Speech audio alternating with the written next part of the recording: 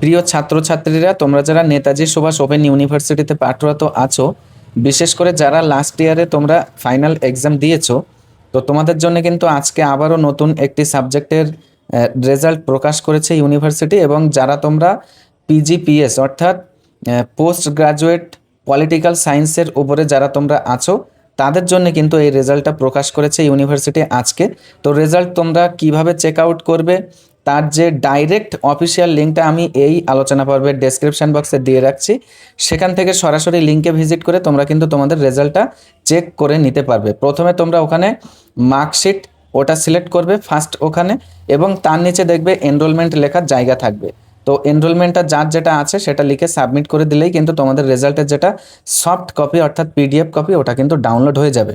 তারপরে দেখবে ওপেন লেখা থাকবে, তো এই ওপেনে ক্লিক করলে তোমাদের যেটা সফট কপি সেটা ওপেন হয়ে যাবে, আর কিন্তু তোমরা রেজাল্টটা এরকমভাবে তখন ফাইনালি দেখে নিতে পারবে। তো প্রিয় ছাত্রছাত্রীরা, এতটুকু আপডেট তোমাদের সঙ্গে শেয়ার করার প্রয়োজন ছিল, তাই কিন্তু এরকমভাবে আনঅফিসিয়ালি আমি তোমাদের সম্মুখে হাজির হলাম। তো এতক্ষণ সাথে থাকার জন্য তোমাদের প্রত্যেককে অসংখ্য ধন্যবাদ।